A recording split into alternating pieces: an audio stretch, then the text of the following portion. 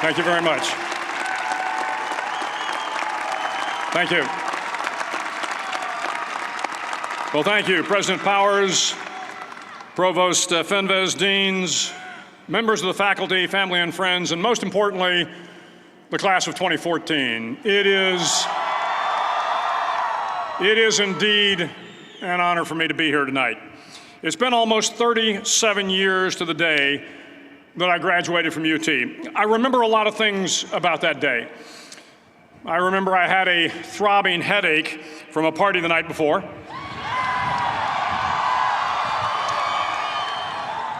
I remember I had a serious girlfriend, who I later married. That's important to remember, by the way.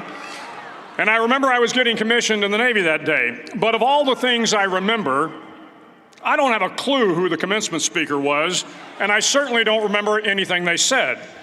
So acknowledging that fact, if I can't make this commencement speech memorable, I will at least try to make it short.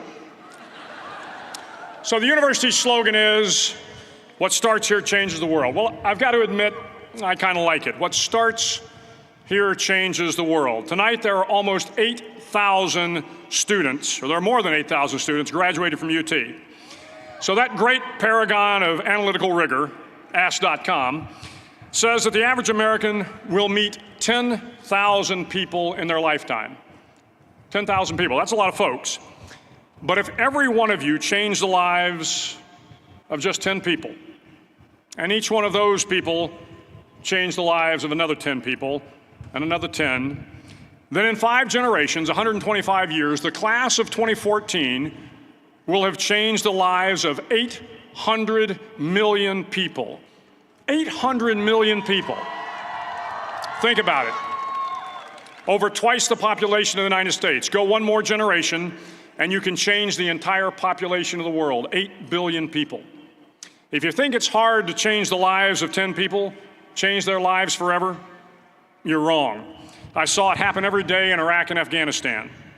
A young Army officer makes a decision to go left instead of right down a road in Baghdad, and the 10 soldiers with him are saved from a close-in ambush. In Kandahar province, Afghanistan, a non-commissioned officer from the female engagement team senses that something isn't right and directs the infantry platoon away from a 500-pound IED, saving the lives of a dozen soldiers. But if you think about it, not only were those soldiers saved by the decisions of one person, but their children were saved, and their children's children.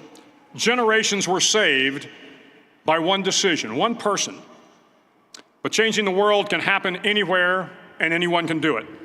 So what starts here can indeed change the world. But the question is, what will the world look like after you change it? Well, I'm confident that it will look much, much better. But if you'll humor this old sailor for just a moment, I have a few suggestions that may help you on your way to a better world. And while these lessons were learned during my time in the military, I can assure you that it matters not whether you ever served a day in uniform. It matters not your gender, your ethnic or religious background, your orientation, or your social status. Our struggles in this world are similar, and the lessons to overcome those struggles and to move forward, changing ourselves and changing the world around us, will apply equally to all. I've been a Navy SEAL for 36 years, but it all began when I left UT for basic SEAL training in Coronado, California. Basic SEAL training is 6 months of long, torturous runs in the soft sand, midnight swims in the cold water off San Diego, obstacle courses, unending calisthenics, days without sleep, and always being cold, wet, and miserable. It is 6 months of being constantly harassed by professionally trained warriors who seek to find the weak of mind and body and eliminate them from ever becoming a Navy SEAL. But the training also seeks to find those students who can lead in an environment of constant stress, chaos, failure, and hardships. To me, basic SEAL training was a lifetime of challenges crammed into 6 months. So here are the 10 lessons I learned from basic SEAL training that hopefully will be of value to you as you move forward in life. Every morning in SEAL training, my instructors, who at the time were all Vietnam veterans, would show up in my barracks room, and the first thing they'd do was inspect my bed. If you did it right, the corners would be square, the covers would be pulled tight, the pillow centered just under the headboard, and the extra blanket folded neatly at the foot of the rack. It was a simple task, mundane at best, but every morning we were required to make our bed to perfection. It seemed a little ridiculous at the time, particularly in light of the fact that we were aspiring to be real warriors, tough, battle-hardened SEALs. But the wisdom of this simple act has been proven to me many times over. If you make your bed every morning, you will have accomplished the first task of the day. It will give you a small sense of pride, and it will encourage you to do another task, and another, and another. And by the end of the day, that one task completed will have turned into many tasks completed. Making your bed will also reinforce the fact that the little things in life matter. If you can't do the little things right, you'll never be able to do the big things right. And if by chance you have a miserable day, you will come home to a bed that is made, that you made. And a made bed gives you encouragement that tomorrow will be better. So if you want to change the world, start off by making your bed. During SEAL training, the students are all broken down into boat crews. Each crew is 7 students, 3 on each side of a small rubber boat, and 1 coxswain to help guide the dinghy. Every day, your boat crew forms up on the beach and is instructed to get through the surf zone and paddle several miles down the coast. In the winter, the surf off San Diego can get to be 8 to 10 feet high, and it is exceedingly difficult to paddle through the plunging surf unless everyone digs in. Every paddle must be synchronized to the stroke count of the coxswain. Everyone must exert equal effort, or the boat will turn against the wave and be unceremoniously dumped back on the beach. For the boat to make it to its destination, everyone must paddle. You can't change the world alone. You will need some help. And to truly get from your starting point to your destination takes friends, colleagues, the goodwill of strangers, and a strong coxswain to guide you. If you want to change the world, find someone to help you paddle. Over a few weeks of difficult training, my SEAL class, which started with 150 men, was down to just 42. There were now 6 boat crews of 7 men each. I was in the boat with the tall guys, but the best boat crew we had was made up of the little guys, the Munchkin crew, we called them. No one was over 5'5". The Munchkin boat crew had 1 American Indian, 1 African American, 1 Polish American, 1 Greek American, 1 Italian American, and 2 tough kids from the Midwest. They out-paddled, outran, and outswam all the other boat crews. The big men in the other boat crews would always make good-natured fun of the tiny little flippers the Munchkins put on their tiny little feet prior to every swim. But somehow these little guys from every corner of the nation and the world always had the last laugh, swimming faster than everyone and reaching the shore long before the rest of us. SEAL training was a great equalizer. Nothing mattered but your will to succeed, not your color, not your ethnic background, not your education, not your social status. If you want to change the world, measure a person by the size of their heart, not by the size of their flippers. Several times a week, the instructors would line up the class and do a uniform inspection. It was exceptionally thorough. Your hat had to be perfectly starched, your uniform immaculately pressed, your belt buckle shiny and void of any smudges. But it seemed that no matter how much effort you put into starching your hat or pressing your uniform or polishing your belt buckle, it just wasn't good enough. The instructors would find something wrong. For failing the uniform inspection, the student had to run, fully clothed, into the surf zone, then wet from head to toe, roll around on the beach until every part of your body was covered with sand. The effect was known as a sugar cookie. You stayed in the uniform the rest of the day, cold, wet, and sandy. There were many a student who just couldn't accept the fact that all their efforts were in vain, that no matter how hard they tried to get the uniform right, it went unappreciated. Those students didn't make it through training. Those students didn't understand the purpose of the drill. You were never going to succeed. You were never going to have a perfect uniform. The instructors weren't going to allow it. Sometimes, no matter how well you prepare or how well you perform, you still end up as a sugar cookie. It's just the way life is sometimes. If you want to change the world, get over being a sugar cookie and keep moving forward. Every day during training, you were challenged with multiple physical events: long runs, long swims, obstacle courses, hours of calisthenics, something designed to test your mettle. Every event had standards, times you had to meet. If you failed to meet those times, those standards, your name was posted on a list, and at the end of the day, those on the list were invited to a circus. A circus was 2 hours of additional calisthenics, designed to wear you down, to break your spirit, to force you to quit. No one wanted a circus. A circus meant that for that day, you didn't measure up. A circus meant more fatigue, and more fatigue meant that the following day would be more difficult, and more circuses were likely. But at some time during SEAL training, everyone made the circus list. But an interesting thing happened to those who were constantly on the list. Over time, those students who did 2 hours of extra calisthenics got stronger and stronger. The pain of the circuses built inner strength and physical resiliency. Life is filled with circuses.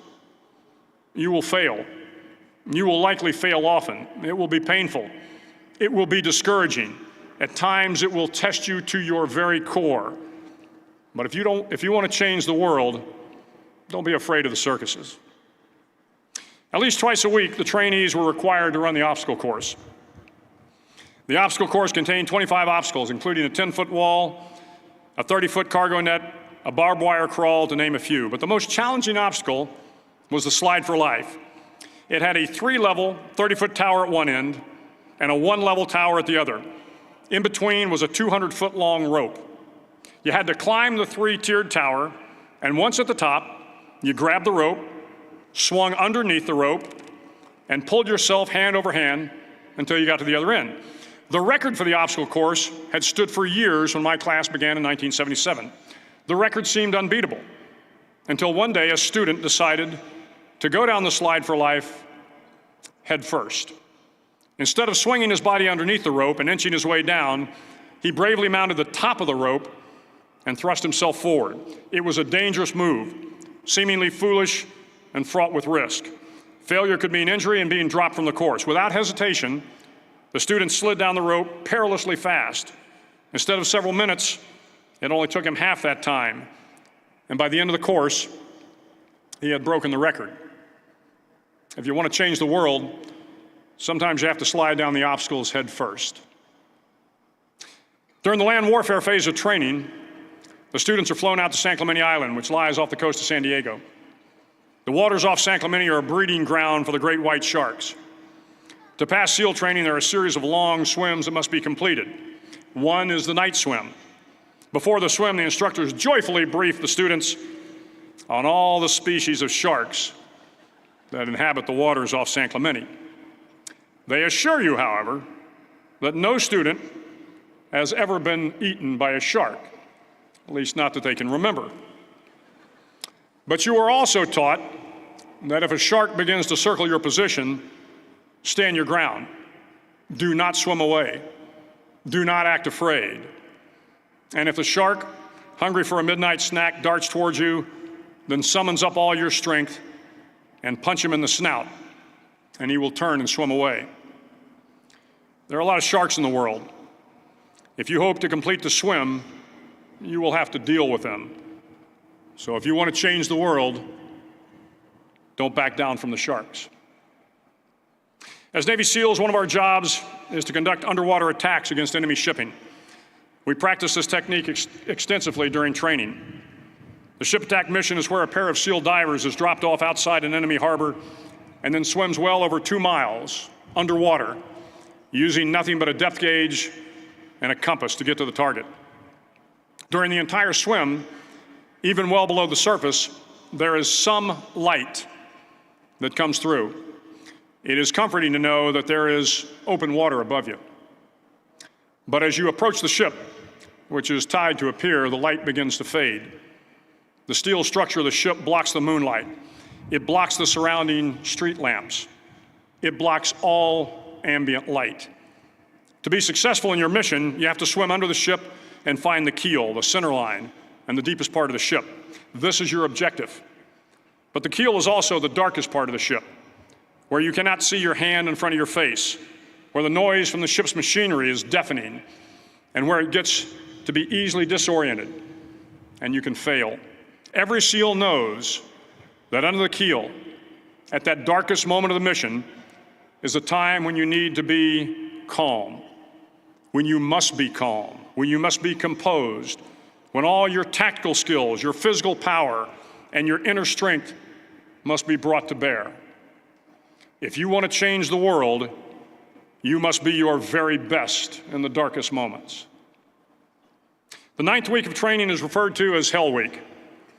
It is 6 days of no sleep, constant physical and mental harassment, and one special day at the Mud Flats. The Mud Flats are an area between San Diego and Tijuana where the water runs off and creates the Tijuana Sloughs, a swampy patch of terrain where the mud will engulf you. It is on Wednesday of Hell Week that you paddle down to the Mud Flats and spend the next 15 hours trying to survive this freezing cold, the howling wind, and the incessant pressure to quit from the instructors. As the sun began to set that Wednesday evening, my training class, having committed some egregious infraction of the rules, was ordered into the mud. The mud consumed each man till there was nothing visible but our heads. The instructors told us we could leave the mud if only 5 men would quit. Only 5 men, just 5 men, and we could get out of the oppressive cold. Looking around the mud flat, it was apparent that some students were about to give up. It was still over 8 hours till the sun came up. 8 more hours of bone-chilling cold. The chattering teeth and the shivering moans of the trainees were so loud, it was hard to hear anything.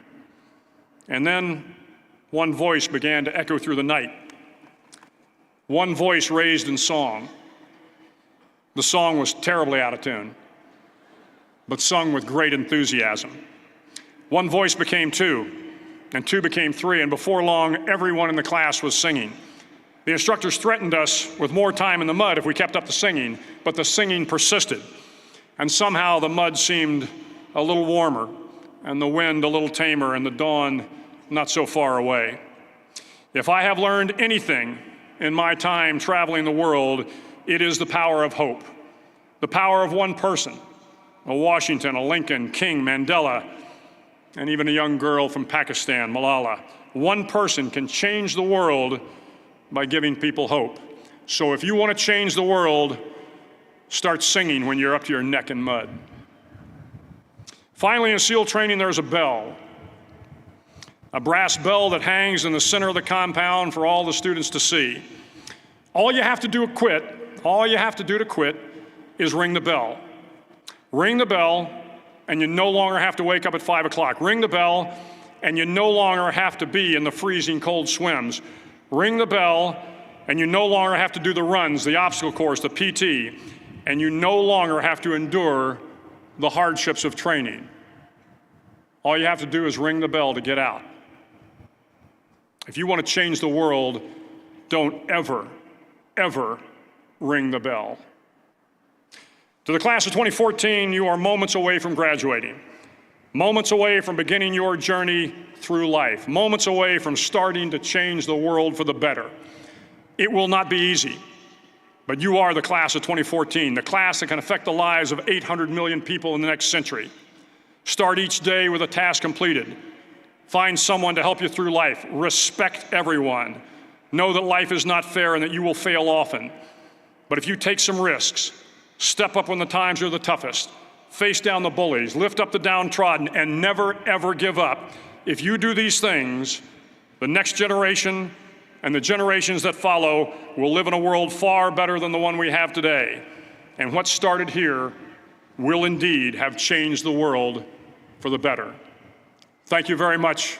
Hook 'em horns.